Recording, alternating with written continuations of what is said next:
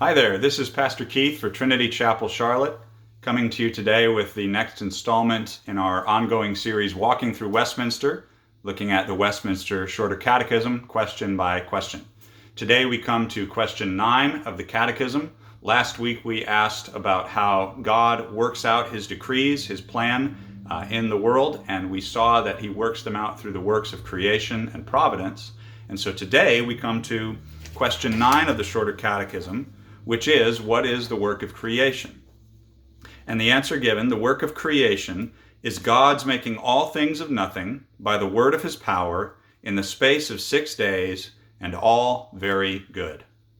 So there are 4 parts to this answer given, and we'll just take the answer in its different parts. The first part of the answer, the work of creation, is God's making all things of nothing. We might think of God as a painter from time to time, painting creation on his canvas. And essentially what the Catechism is telling us there is that God didn't simply have a palette of paint ready to go that he then used to paint with. Rather, what he did first was he created the palette of paint. He spoke his paint into existence, and then he shaped and formed his painting on his canvas. And that's even what we see in the book of Genesis, in chapter 1 in particular. God creates the heavens and the earth, according to Genesis 1 verse 1. He creates, we might say, matter, material existence, and then throughout the 6 days of creation, he gives form to it. He shapes it. He separates light from darkness. He separates land from water, all these different things. He creates matter. He creates his paints, and then he gives shape to them. He forms them into something beautiful and glorious. And so God created all things ultimately ex nihilo or ex nihilo, which is the Latin phrase meaning from or out of nothing. We see this even in the Bible in Hebrews 11 verse 3. Hebrews 11 verse 3 says that by faith we understand that the worlds were framed by the word of God, so that the things which are made were not made of things, the things which are seen, that is. Things which are seen were not made of things which are visible. The things which we see, even on the most microscopic, minute scale, right? If we put a microscope up to the smallest particles to see them, we can still see those. The things which are seen were not made of things which are visible. God created all things ultimately out of nothing. Now that's an important doctrine in the Christian faith, and it's something that sets Christianity apart from most other religions, in particular in the ancient world, ancient pagan religions. It also sets this idea apart from the recurrence of that ancient pagan idea in modern atheistic philosophy. And that idea is that matter is eternal. It was commonly thought among ancient pagans in many different religions and forms that creation, the world, was eternal. Right? Matter had always existed, the world had always existed, and it always would exist. And the way that we interacted with the world was simply another part of the cycle of time. Time was thought to be cyclical, meaning it really wasn't going anywhere. It just sort of went through different cycles, and it never stopped, it never started, much like, there's really no beginning to a circle and there's no end to a circle. It just keeps going around and around. And it was thought that even at the end of the world, it really wasn't the end of the world. The world would simply be reborn again into something different. And that idea is cropping up again in modern sort of atheistic, scientism, we might call it, a belief that rejects any supernaturalism or immaterialism, and that only matter exists ultimately. And therefore matter must be eternal. But the Bible teaches a very different story, that while matter may be immortal, that is, matter is going to go on forever now, the reality is that God created it. He created it out of nothing. There was a time, according to Scripture, when there was no material existence. Only God existed, and then God created material existence out of nothing. Now, of course, that's significant for how we view the future of the world. Is the world heading anywhere? Is there a point to all this? Or is it simply that cycle of time that just sort of keeps going on for no reason, with no end goal? Rather, Christianity teaches that time is more like a line. It has a beginning and it has a point, it has an end that it is going towards. So God created all things out of nothing. He did so in the second part by the word of his power. And this is simply a way of demonstrating and speaking to God's all-powerful nature. God did not exert himself in creation. He did not have to put any sweat into creation. He did not expend any energy in creating all things. He simply spoke and these things existed. He spoke them and they came to be. And we see that even in the Genesis account, right? God speaks in the beginning, let there be light. And if I'm not mistaken, the Hebrew literally there, just light be. And light was. Right? God created the stars by speaking them into existence. He created the world by speaking them into existence. He didn't use his hands. He didn't expend any energy. He didn't get any dirt on his fingers doing it. He simply spoke them into existence. By the word of his power, God created all things out of nothing. And then we get to arguably the most debated part of the Catechism's answer, and that is that God did all of this in the space of 6 days. And there's been a lot of ink written over the millennia, really, going back thousands of years even, about what does it mean that God created all things in 6 days. Genesis 1 very clearly teaches that God created all things in 6 days.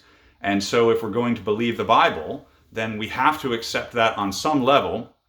But there's some disagreement, even among well-meaning Christians, and I'm sure many of my friends watching this who are in ministry along with me might have different opinions, but we have to accept at the forefront, God created all things in the space of 6 days.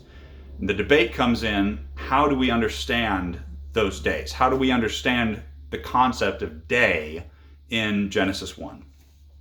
Now, I don't want to spend a lot of time on this because it's really not possible to cover everything in one short video. Suffice it to say that when the Bible speaks of the days of creation, it speaks of it the way that we would normally think of a day, right? So it's day one of creation. God speaks light into existence and he separates the light from the darkness. He calls the light day and he calls the darkness night. And it says that the evening and the morning were the first day. And then all throughout the rest of creation, that's the pattern that we see. Evening and morning were the second day. Evening and morning were the third day. All these different days are marked the way that we mark days, evening and morning.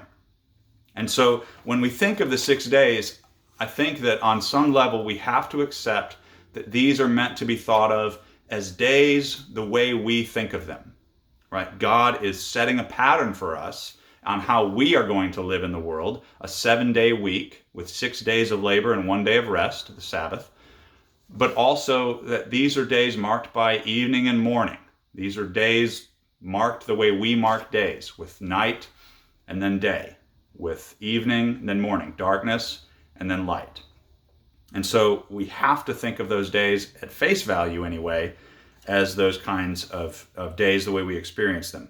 Now, does that mean that each day was exactly 24 hours? Does that mean that we can, accurately date the exact starting date of the world back, 6,000, 7,000 years, whatever it might be? Can we then determine how old the earth is based on the biblical chronology?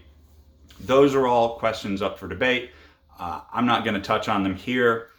Suffice it to say, I think that we need to be cautious when making authoritative declarations about those things, but we even need to be more cautious that we believe what God says. If God says that he created all things in the space of 6 days, and that he created them all very good, as the Catechism says, then on some level we need to simply accept that. And I think that is where that's where this whole question really comes to the crux. The whole crux of this issue is not so much about how long the days were or how old the earth is even. I think the more fundamental question for us is, can we believe God? Can we trust God? Can I trust what God says in his word? Ultimately, if Genesis 1 verse 1 and the rest of the creation account in Genesis 1 and 2, if that's not trustworthy, the way that it's presented to me, why would I trust anything else that God says in his word? But at the same time, if I can, by faith, believe what God says in Genesis 1 verse 1, that he created the heavens and the earth, and that he did so by the word of his power in the space of 6 days, then ultimately, I should not have any problem believing the rest of what God says in his word. Ultimately, this whole question of creation boils down, at least in my mind, to the question of, can I trust God or not? If you can't trust God in what he says about creation, then you can't really trust him in anything else that he says. But if you can trust and by faith believe what God says about creation, then by faith you can also believe and receive everything else that God says in his word. So ultimately the question is, will I submit to God or not? Will I submit to what God says in his word and believe it, even if it doesn't make sense to me, or even if someone else makes fun of me for it or thinks it's ridiculous? Will I submit to what God says in his word, or will I believe more in myself than in God? That ultimately is the question that creation boils down to. Now, next week, we will see in our next lesson about the specifics of how God created humanity, how God created man in the persons of Adam and Eve. But that is just a broad overview of how did God create all things? How did God do the work of creation? And I hope it's been helpful and encouraging to you. And I would just encourage you by faith to not only believe what God says in Genesis 1 verse 1, but everything that follows as well. Submit yourself to God, and he will grant you the wisdom and the faith to believe in all of his promises and everything that he says. Thanks for joining me today. This is Pastor Keith for Trinity Chapel Charlotte, signing off. May God richly bless you in this new week.